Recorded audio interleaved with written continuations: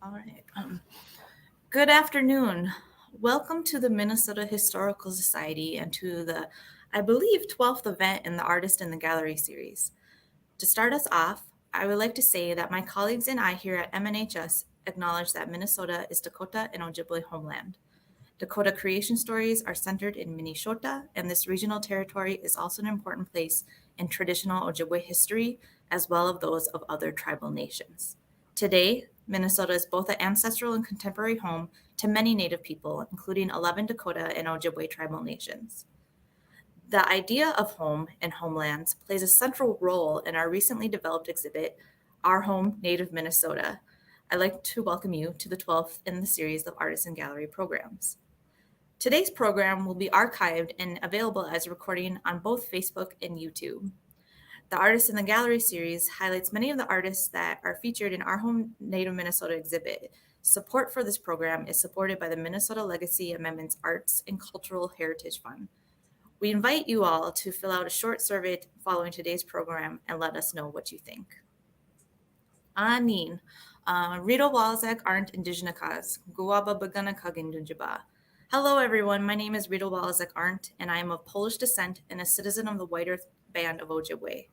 My role at MNHS is a collections outreach specialist in the Native American Initiatives Department.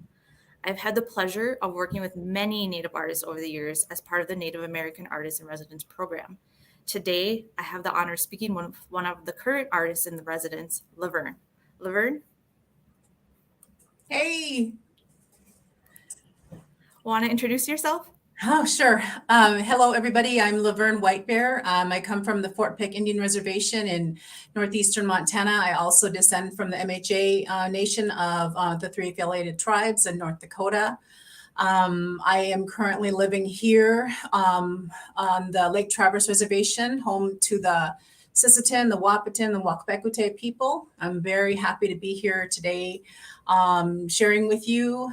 So, yeah, thank you so much. And after, we will have a Q&A portion towards the end of the program, so please feel free to leave your questions in the comments. We have staff moderating that space, and we'll share later. So, LaVerne, let's start chatting away. So, okay. What type of work do you create? I like to say that I create traditional Dakota quill work. Using the porcupine quills from North America, the North American porcupine, and traditional dyes when possible.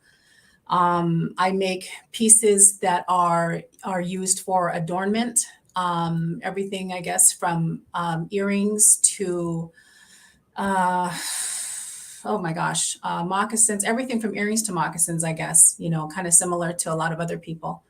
Mm-hmm.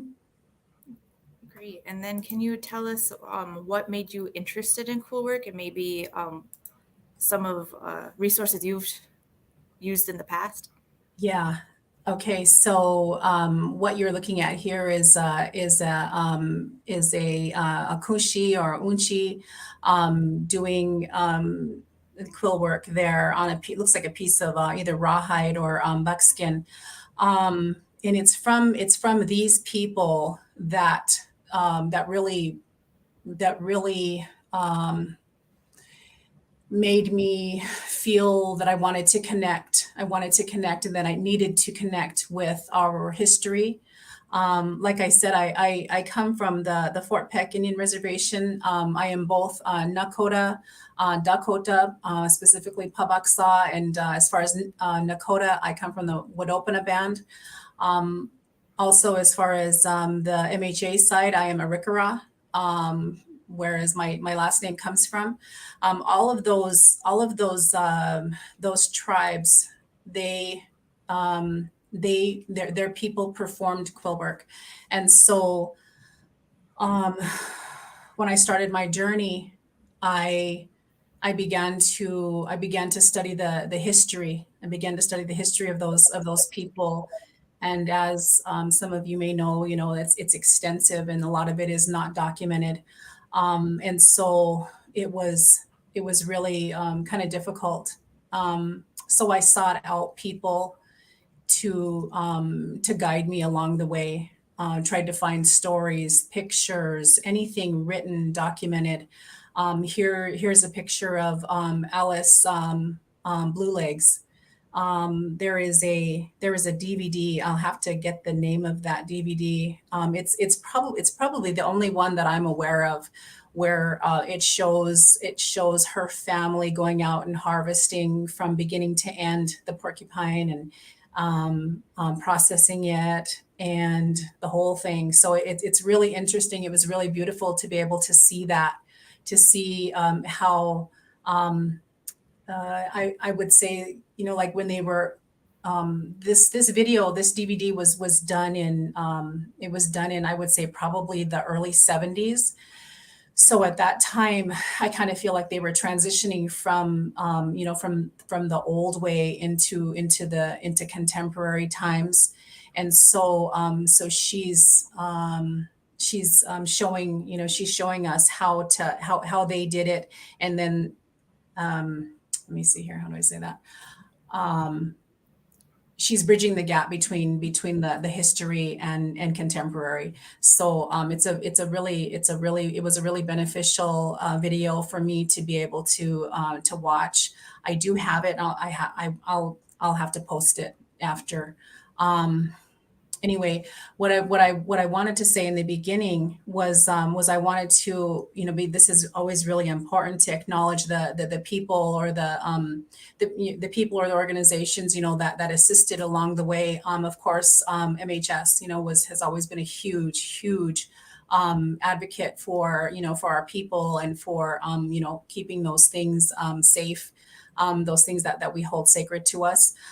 And being allowed to be able to, wander around the collections and just be able to hold all those pieces was really life-changing for me. Let me see here. The first person who introduced Quillwork to me was a lady by the name of Margaret Campbell. Dr. Margaret Campbell. She's from the Fort Belknap, or I believe she's enrolled on Fort Peck, but she lives over on the Fort Belknap Indian Reservation in Montana. She always says, "Don't tell anybody that," but I'm like, no, you were the one. You were the original. You were the one who showed me my first stitch, and that was really so important to me, and I didn't take it up after that for like 5 years, but she was the one who originally showed me and a group of other people how to do that first zigzag stitch. So I will always mention her, and she's just really a wonderful lady. And there are other Quillwork artists who have shared with me also. Erin Griffin, Rain Cloud, Randy Boucher, and there's others, but they're escaping my mind right now, but that have shared just little tools, little intricacies of how to do this or that or whatever. Have you tried this? Those women were some that really helped me, and also gave me courage, to push forward, in this pursuit of Quillwork. Let me see what else. And then also, as far as our ancestors, without them, I wouldn't be sitting here, and I'm really, I'm so grateful, to them and to all that they had to go through in order for us to be able to still do this and to still hold on to it. And I'm doing my best, to honor them, and their legacy, forward for future generations. Great. Let's bring up a few photos of some of the quill work you've made. And you can comment on, when you made it, what was going on at that time, what you like about it, what you don't like, all kinds of stuff like that. Okay, so this was a cringy kind of piece for me a little bit. It was one of the first ones that I made. And I really had this idea, in my mind of what I wanted it to look like, and it was just, really I was really trying to go big anyway. But this one keeps me humble, as far as as far as that goes. This is where I started right here. And the part that I think that is the cringy part is that it's imbalanced. It's too heavy on top. It's too narrow at the bottom. I did attempt to line it with satin, and then I edged it, and I really tried, to do it justice. And it's a good piece. It's workable. It's wearable. I mean, all of that. I just, the design was a little off as far as I'm concerned. So Well, I think it's lovely. thank you. Thank you. And we have another photo of a piece and please explain what this was, because I'm still confused. Yeah. So I actually have that piece right here that belongs to my husband. This is, it's a neck piece. It's meant to be, he wears it like this, with his outfit.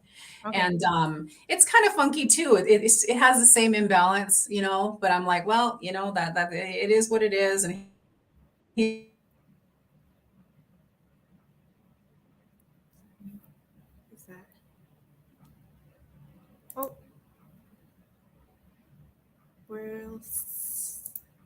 Oh, we are seeing what's happening right now with LaVerne. But yeah, the Quillwork and there are a lot of Quillwork pieces as part of the Historical Society. And you can find it on search.mnhs.org, and you can go through our collections and see what those are like. And let's see. We need to just wait for when LaVerne comes back. She'll be back in a second, I'm sure. I should. But yeah, so let me talk about the Artists in Residence. So the Native American Artists in Residence program is a program that's been at the Historical Society for over 8 years. And there she is.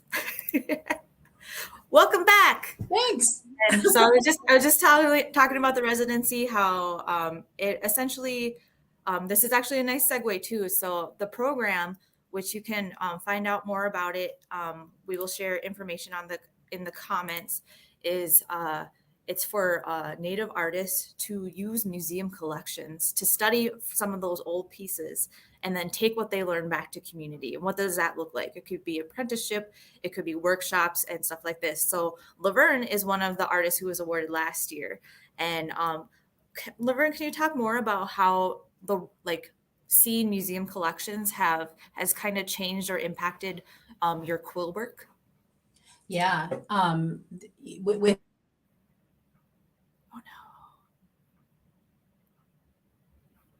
Oh no. Yeah, LaVerne is coming from us to us from South Dakota.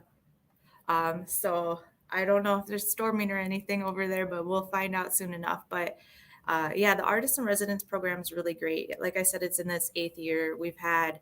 I think we've had a few bead artists. We've had folks who work with birch bark, canoe makers, and all things like that. So please, if you're interested in that program, we are hoping soon to have the applications open it for this summer for more people to apply. And part of that grant is that you are awarded a $25,000 grant to support your work. And also there's support for programs to have in communities and all kinds of stuff. So I think it's a really great program. It's a really great way to connect with Native artists, especially at a site as big as the Historical Society. We do have a lot of collections, so we have lots of stuff that can be studied, and so that's very exciting to see as well. So please feel free to go to the website for more information, and please come visit us at the Minnesota History Center in St. Paul, Minnesota. We have an exhibit. This is in support of an exhibit we have called Our Home Native Minnesota that opened in December of 2019. And in that space, we also have highlighted several art pieces from from those who have participated in the Native American Artists in Residence program. So there is a lot of opportunity. Like, we work closely with artists to be able to continue to showcase their work in a variety of ways, to, you know, exhibit at the History Center, to support in communities and other things. Hello, LaVerne. I don't know what's happening there. There's no storm, so I'll talk quick. So, so as far as the collections go, being able to be granted access to those collections has been tremendous for me. Being able to go in and hold those individual pieces and imagine what or who the person was that wore this.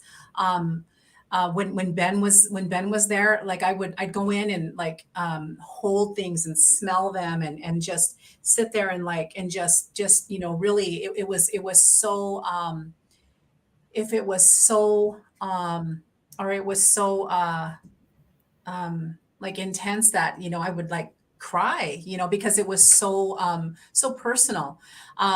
So I went and I visited MHS multiple times, but I was able to get into the herd. I was able to get into the South Dakota State Historical Society in Pierre, who has a really nice collection. They're a small museum, but they have a really nice collection. There, SDSU, South Dakota State University, also has a small collection of quillwork, which is extremely it's impressive.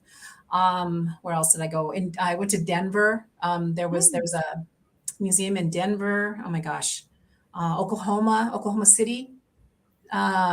There we that and that's also what we do is go to a lot of go to a lot of the museums throughout the US, looking for these items, trying to specifically find Plains style, to be able to learn from and be able to absorb, what for me, what the people, the maker was attempting to convey, within their designs, using the elements that I believe surrounded them, and so there's a lot to these. They're not just pieces that are just pretty pieces. These are their lives. These are stories of their loved ones. These are events that took place in their lives. There's this is a pair of baby moccasins.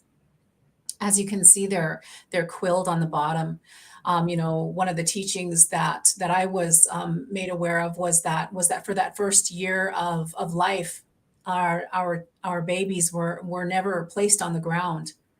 They were never placed on the ground because they were so beloved. They were so beloved that they were never placed on the ground. They were always carried, and you can see. I see the mountain design here on these moccasins, and what that indicates is where this child could go. Mhm. You know, it to me it's like life. It's where these moccasins may take them, not these ones, of course, but in the future, where will they go? Will they climb mountains? Literally or figuratively. And let's look at this vest again that you visited in one of the collections you visited. Can you talk about the design elements here and what that um, So to me, because it's in the eye of the beholder, of what, of the story that these individual pieces tell. And so for me, we, our peoples are connected to the natural world. And so in my mind, what they did was they made in a they reproduced what they saw onto pieces for their loved ones. And so for me, if you look at, I don't know if it's the bottom left hand or the bottom left corner of the vest. it looks like, that looks like to me like the epitome of the floral design. Like if you were going to find a I don't want to say textbook, but kind of like that, a textbook floral design, that would be it right there. Okay. So I mean, as far as what I'm able to see is I'm able to see what they saw in their surroundings. They saw, beauty, and they reproduced it in a way, you'll see geometric pattern, or you'll see geometric designs that are indicative of floral, but they're straight lines as opposed to wavy lines, and so the difference there, we haven't really been able to determine that. We weren't it really, it could be bands, it could be different bands that would utilize more geography, or not geography, geometry, as opposed to the floral designs. So this one here is what we would consider a rosette, using a straight stitch, and in the very middle, in the very center, you'll see a different stitch. That is the actual twisted rosette stitch. Fairly difficult, but very common in this circular design. You'll see also that, I believe this is a Nakota or Assiniboine design, and it has the balance on either side, east to west or left to right. You're going to see the balance, or the white, up and down, north to south. You'll see that. I mean, it is really, a lot of times is going to be interpreted, to, yourself. You're going to interpret it yourself, what you see, because like I said, a lot of that stuff just wasn't documented. Yeah. you know. Great. Thank you for sharing. Can you share about how are you sharing what you've learned with others? So I kind of put it out there, to pretty much, anyone within our people, that if they wanted to learn, that I would teach them, and I know that kind of goes against, the protocol of how gifting usually goes. But in my opinion, this art form is endangered. I feel like, that it is my responsibility that I share it with individuals, and guide them through their journey, share those things, because I wouldn't want it to go away. I wouldn't want it to go away, so I feel like it is my responsibility to share. We've hosted, through with partnering with MHS and with Nishto. It's Nishto is a nonprofit organization, put together underneath Dustina Gill, and so she's assisted me in doing that. We're looking at doing another workshop here soon on the res here on Lake Traverse, to get as many people, in it. Let me see what else. I've done one over on Fort Peck. They brought me in. They're bringing me in again, August 1st, 2nd, and 3rd. They're in Poplar. Let me see where else. I've gone to South Dakota State University, instructed there. And just personally, one-on-one with individuals. I've been able to teach my one of my daughters, Sabrina, how to do this, and she's on track to probably be a better quillwork artist than I am.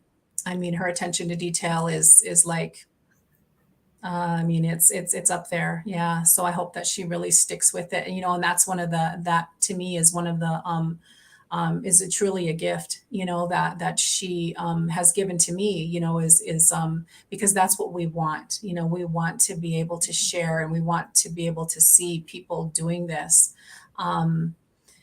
quill work to me is an integral part of who I am, and as well as an integral part to the peoples that I descend from. And so it's just it's I can't really even put it into words what it really means to me. You know, it is a part of me, a huge part of me. So um, so I'll put it out there again. Anybody wants to learn, just let me know, because this is it's we can make that happen. Great, thanks for sharing. And I just want to mention to our viewers that we will have a Q&A portion towards the end of this. And so please feel free to put any questions you have for LaVerne in the comments, and we will get to them later. So what would you like people to know about? I mean, we've been talking about Quillwork, but if somebody had no idea what this work was, like, how do you introduce it to somebody, and what do you really want them to take away from learning about this type of art? I've come across people actually who've never seen quill work, as probably a lot of who are, people who are watching. They it the first thing that they say is, from a porcupine?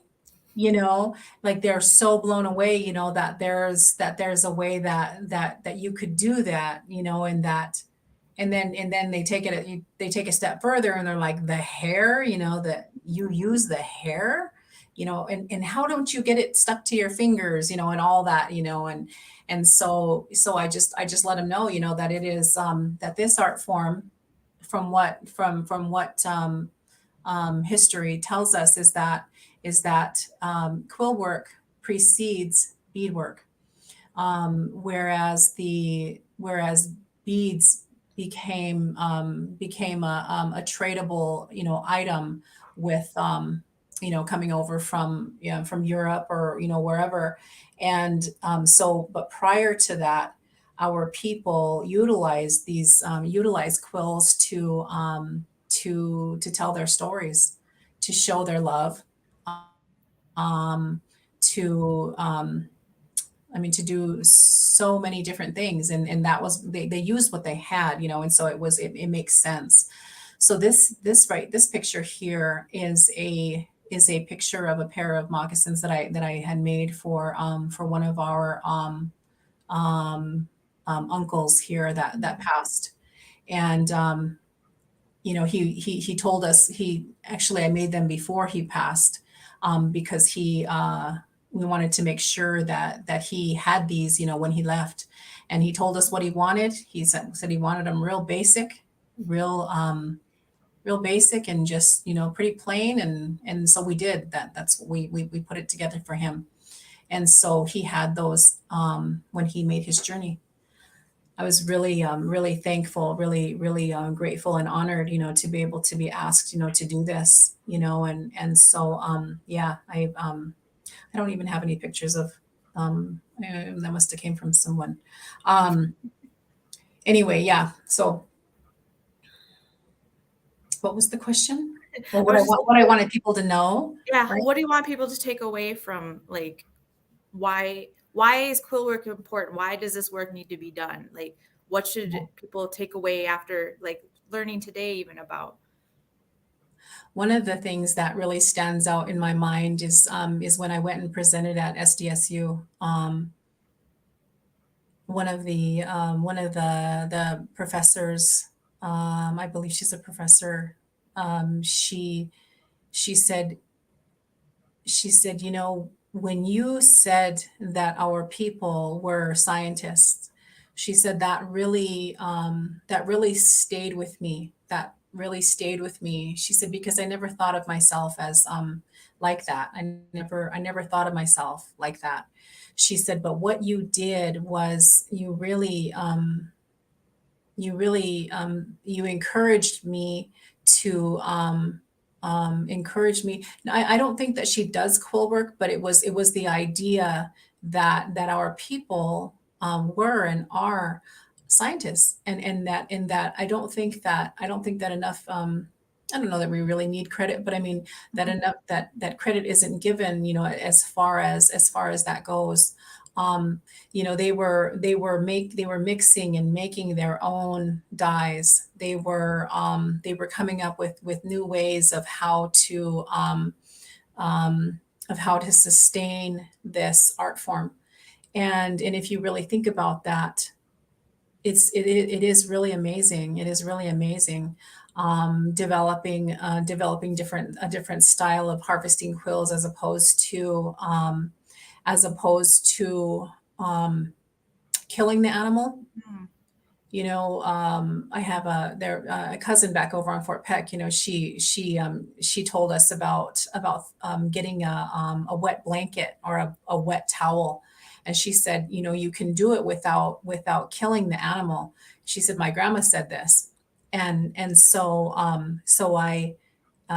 she said, so get a wet towel, and if you happen to see a porcupine, I've never seen a porcupine, just going across the field, but she said, my grandma would say that's how they would do it, and so we tried it out when we were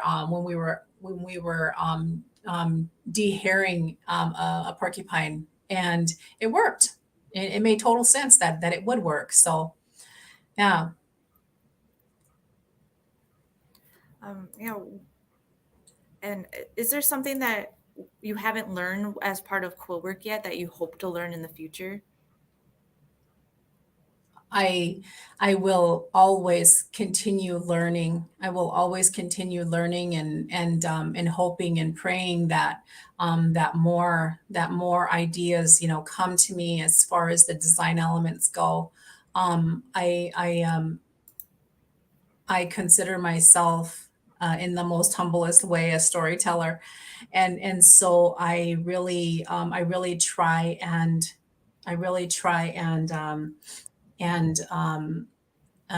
put those thoughts and ideas and hopes and dreams into the things that I make, um, because I feel like that's what we should do. So as far as anything that I haven't learned, I mean, I'm sure that there's a lot. I'm sure that there's a lot. I think it is every time that I am making something, something some a better a new and a new to me, better way of doing something, is it, always presents itself, and so I'm always really thankful for that. Um, Let me see. Yeah, I mean, as far as like stitches, there's quite a few stitches, that I have focused in on, and I would like to continue learning more as time goes by. My eyesight is one thing, that is something that is definitely changing, and so that is something that is it's a small concern at the moment. I when to make or to do my quill work, I wear my glasses, and then I wear a pair of reading glasses over the top of my glasses. At the moment, it's so funny. I would always tell the girls, I can see into the future now when I've got these glasses, and when I got the second pair of glasses on. But it really does help. So that's one trade or trade tool, something. Anyway, yeah, that's one thing that works for me. Yeah, so as far as learning, I'm just continuing, and I learn by sharing time with other women, who are, whether they're doing quill work or not, beadwork, whatever they're doing. When you get a bunch of us together, it's usually really a nice time, because we all like to stay busy, and we're always Mhm. making something, and we're always, there's no such thing as just sitting idle, and so that's what I hope to be doing here in the near future when we have that workshop. Great. Do you have some pieces of work that you can show us and kind of talk about maybe the stitching technique, what your like how the process of making it and stuff like that? Yeah. So this is one of my kind of one of my first pieces. This is one that I sometimes will name my pieces. And this one I named Starboy. This was for my son, James. And it was kind of difficult. It was kind of, oh, give me 1 minute. Oh.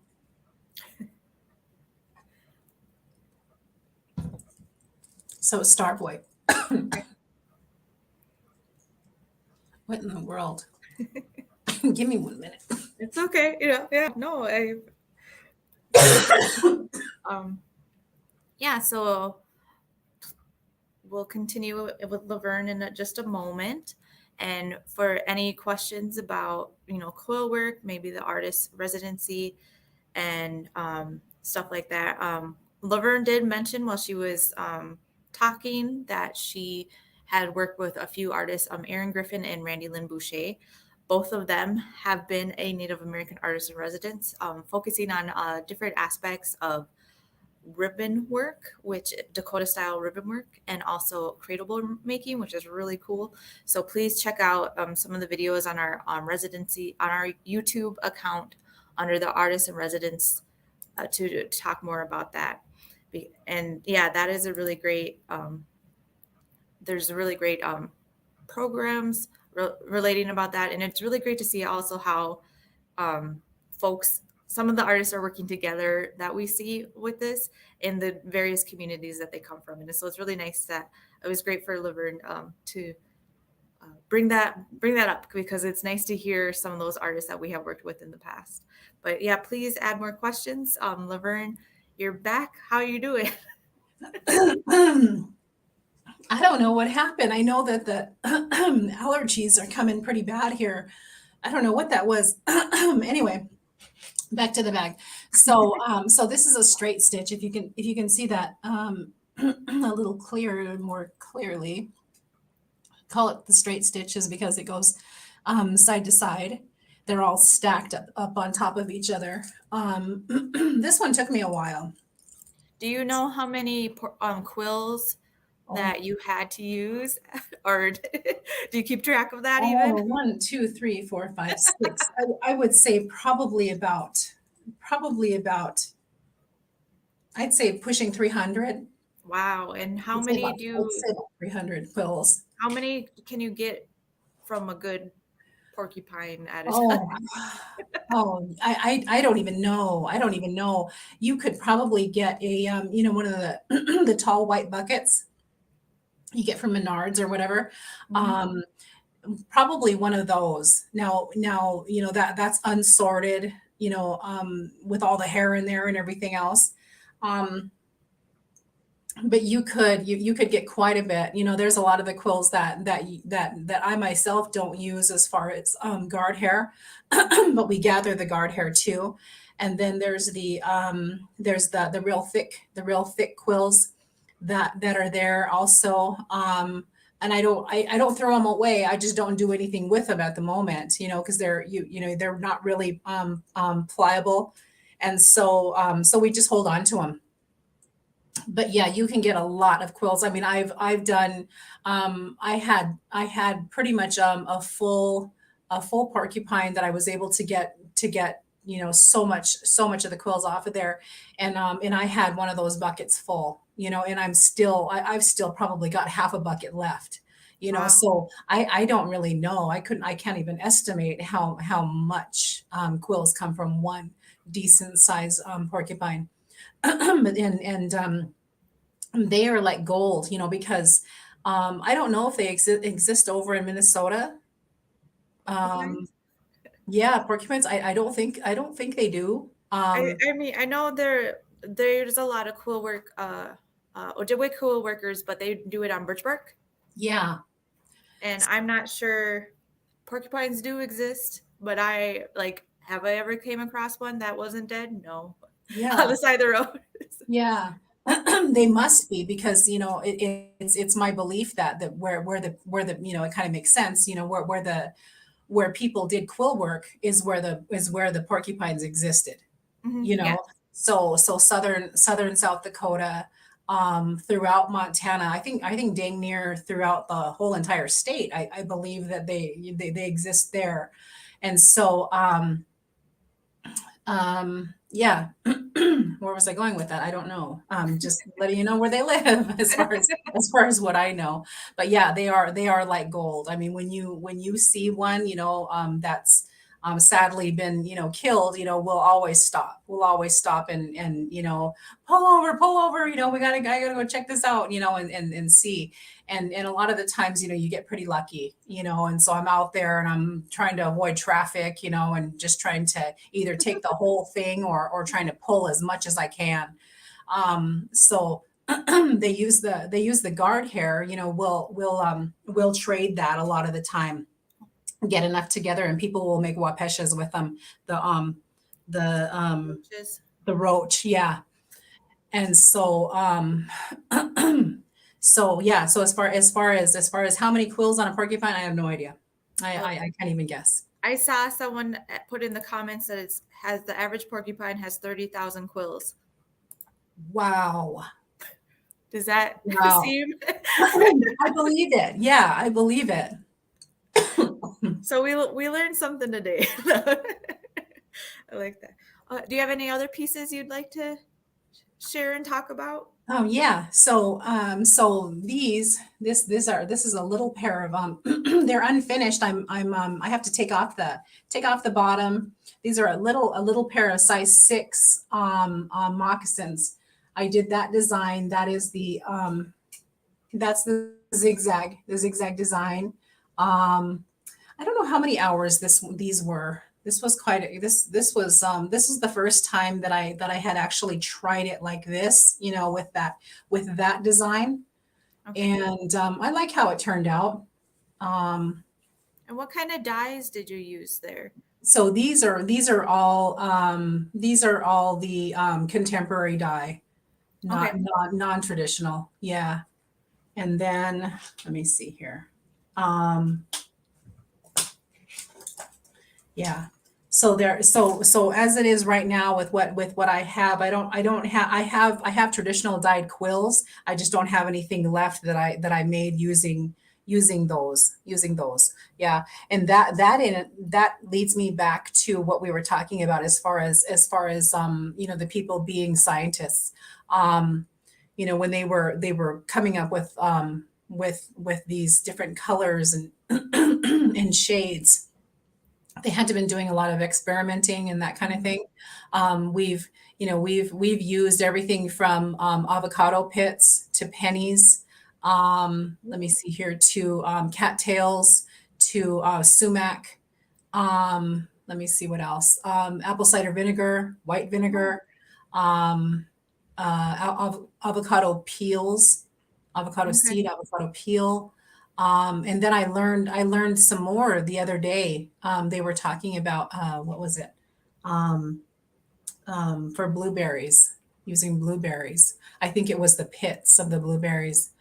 Um, so, you know, it's always important to us, my husband and I. He's the one, Jeremy Redigal. He's the one who is like the mad scientist. He's in the kitchen and he's got his crock pots out, and he's throwing this and that in there, and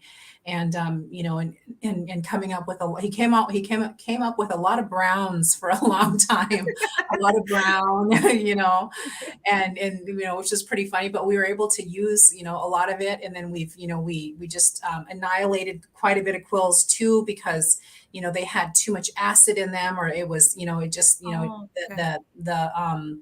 the makeup just didn't work right, and so we ended up um, ruining quite a bit also. But he's come up with some pretty good dyes, and now that we're back in South Dakota, we're able to really focus more on that, and really, because that's really the goal. That's one of the real goals, is to be able to do this. Southwestern tribes, they do some of them do the weaving of the Mhm. rugs, and they use their traditional dyes, and we had access, to those recipes because they're published, you know Mhm. and but the thing about that stops us from using those is that that doesn't belong to us. It doesn't belong to us, and we don't, we kind of feel like it's really important that we kind of stay in our lane when it comes to what, when we say we're doing traditional quill work, traditional Dakota quill work, that we want to stay in our lane. And Rit dye is not staying in our lane. I know that is very contemporary, but you got to do what you got to do sometimes also, but as far as Southwestern tribes, that's theirs, that belongs with them. And that's where it's going to stay as far as I'm concerned, as far as my work. But yeah. Yeah. And learning from collections, those aniline dyes have been used for quite a long time, since the late 19th century, which kind of like amazes people, because then they assume when it's bright orange, a bright pink, a certain color, that it's newer. But you're like, oh, it's actually 100 and some years old. So that's kind of neat too, about how it just shows the adaptability of some of these artisans, of what they could use at the time, and what they used and all these things. So I really, I think it's great that you and Jeremy are testing all of these different materials to see what colors come up. Have you found a favorite color of any yet? Yellow is another one that I believe that he's been able to synthesize. I think that would be the word.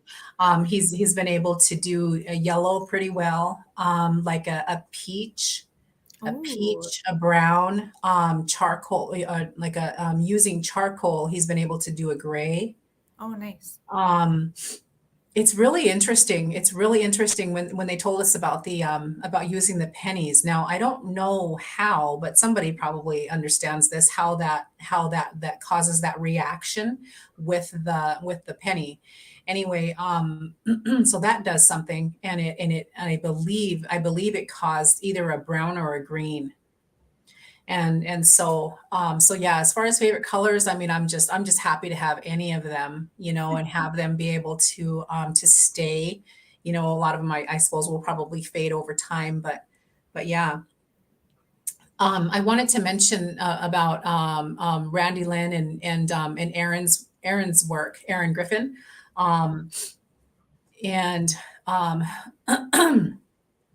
those guys have those ladies, I call them guys, but those ladies have been really important. Aaron, I think is with the College Fund now. And they gave us gave me a scholarship, a few years ago, to be able to continue, pursuing this dream of quill work, and then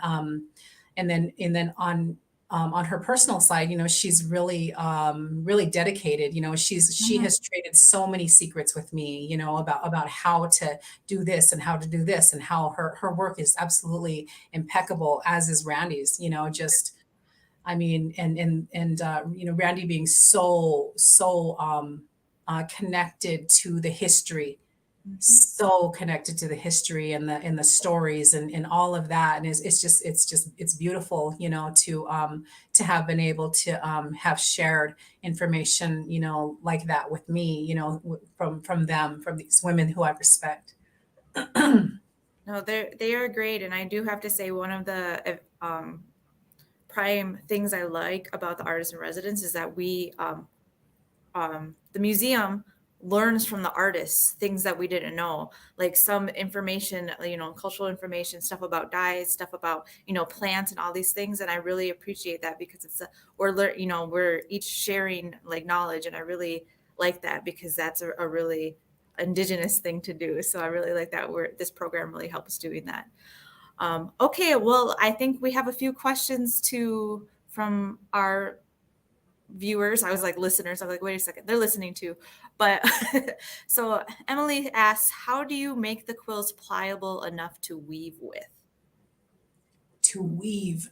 I assume that she's meaning, so what I consider, when I try to explain it to somebody what I do, if I don't have a piece with me, I explain to them that it's similar to embroidery. I say it's like using these really short pieces of embroidery thread, but of course your thread looks different. So you're having to manipulate those quills um, into the designs. But in order to be able to manipulate them into the designs, you need to make them pliable. And so what I do, and this is probably not something that everybody's going to want to do, is I you know, a lot of preparation goes into doing any type of quilt work. You know, it just does. You got to sort, and you have to pull out the little hairs, and you know, you just got to make sure that they're, you know, that they're all in good, you know, they're all in good shape. You know, so you can just start going, and you're just going, you know, going with it. I put about 8 of them in my mouth, and I count them when I'm pulling them from, you know, from the jar or whatever it is that I keep them in. I grab about 8 of them, six or 8 of them. I'll put them in my mouth, and I just hold them there. I hold them there behind my teeth, and I'm able to go 1, and I get this one done 2, and so I kind of work like that. Then I kind of have an idea of how long, because I'm always trying to be to get done, or trying to stay at a good pace. Okay. And so if I know how many I've used, then I kind of have an idea. Oh, I've been working for about 40 minutes, you know, and I've used this many quills, you know. So yeah, I keep them in my mouth. Most other people that I've seen will just get a damp paper towel, and they'll count out however many, you know, 10, 20 of them. And then they'll lay them in the paper towel and fold them up, and then then they'll pull them as they need them. And you don't want that. You don't want the paper towel to be very wet at all, because the quills have a tendency to like puff. And Oh, it takes a while for them to dry. You know, they don't get ruined. They just get too too wet. And okay. and you don't want that, because you can't use them. They become kind of like rubber. Yeah, so that's what I do. Yeah, that's a science in itself, figuring all of that out. So, Yeah, all right. Another question. Do you ever incorporate the hair, I'm assuming the porcupine hair, into your pieces? I don't. I don't.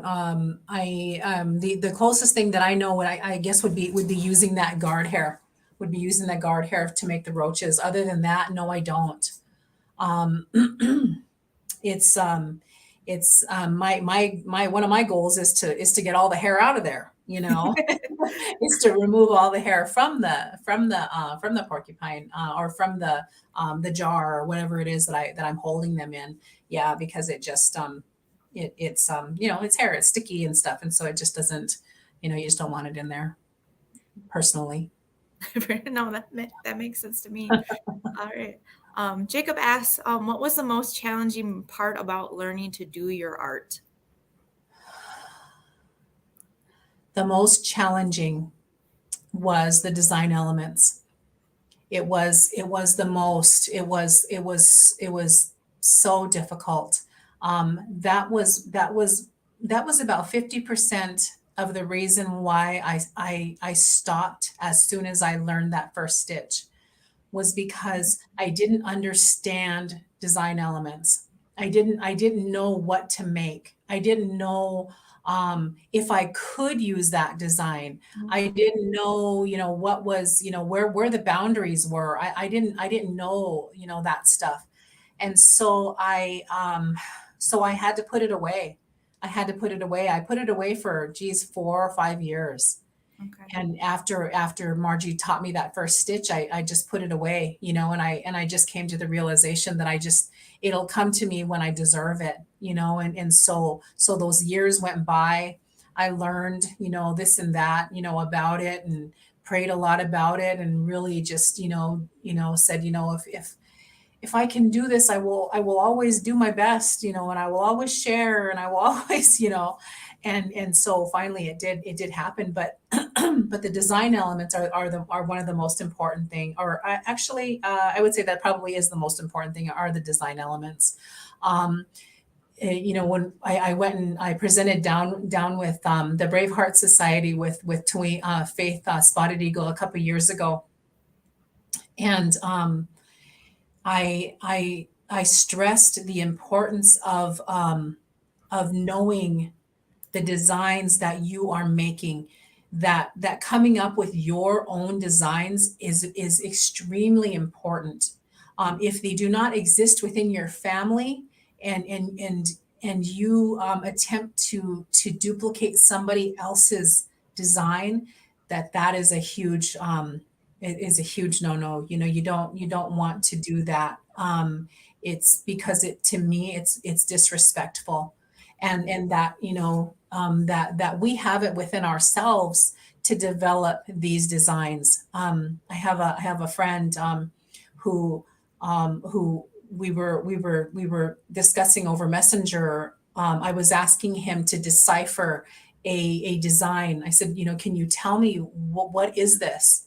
What does this mean? And because I was like holding it sideways, I was looking back, just trying to figure out what this was, and he really gave me a gift that day when he said, you have it within yourself to interpret this. He goes, you have it within yourself to develop your own designs. He said, you don't have to just search back in your family, because a lot of times those, we don't have access to that anymore, things that our relatives have made, and then how do we know exactly what it meant also? Was it meant for something specific that maybe we shouldn't duplicate it again?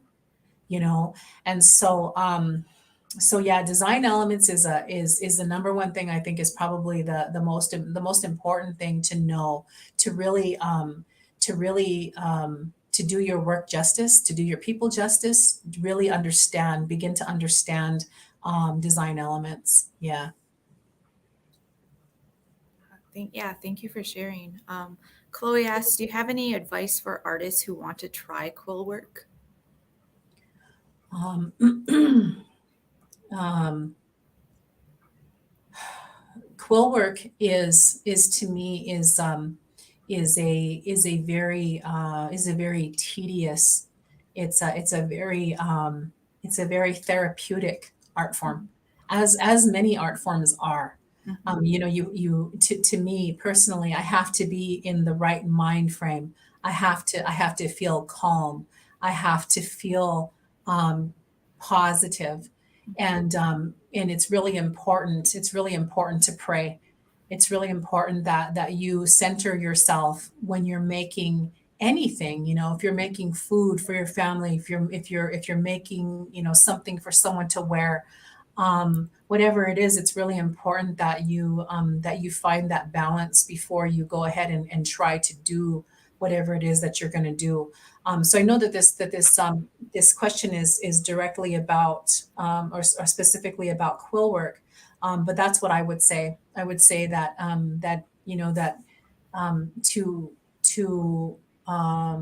to make a connection somewhere, if you can within your family, try and find what that connection was. That brings up another thing that my husband was, he said, you need to make sure to bring this up. So on my mom's side from Fort Peck, I have a great great great grandmother. Her name was Quillwork Woman, and when my uncle had given me our family tree, I like fell off my chair, when I saw that, and that was also that happened during that time, that where I took that break from the beginning, when I saw that, it was like a sign, Yeah. that this was okay. This was okay, that I could do this. I have a grandma. I have blood from a woman whose name was Quillwork Woman, and so that was also just something I wanted to bring up. Um, any more questions? We're going to do one more question, and then I think we're almost done with time. So Okay. one last one. Do you have a favorite piece that you've created? I think there's been pieces that have been very difficult. They've been extremely difficult, because I was learning from a book. learning from a book is very, very difficult, because you're trying to figure out, well, what hand are they using and what is, and I can't see because this is not, three-dimensional, and how do I, trying to figure this out. I would have to say that on a level of difficulty, it's probably not up there, but the bag that I made for my son, we use it for something else. But I made it thinking of him. And I think that was probably the most, it's at this point now, it is probably the most important piece, I guess, that I've made. Let me see here. Now I just thought of something else. Back to, burial items. I've made moccasins for people, for my relatives, who've passed on now. And those hold a different significance. Those are really, I was able to make my mother's moccasins. So as far as significance, I guess that's probably the one. Probably the number one is the ones I made for my mom. Yeah, a couple years ago. Great. Well, Chimi Gwich Laverne for sharing so much with us today. And thank you everybody for joining us. We would love to hear from you if you have a few minutes. There will be a link in the comments to a short survey. A recording of this program will be available shortly on Facebook and YouTube to watch over and over again, and to learn more about the Quillwork. Again, thank you so much, Laverne. Yes, thank you guys. Thank you, Rita, so much for the opportunity.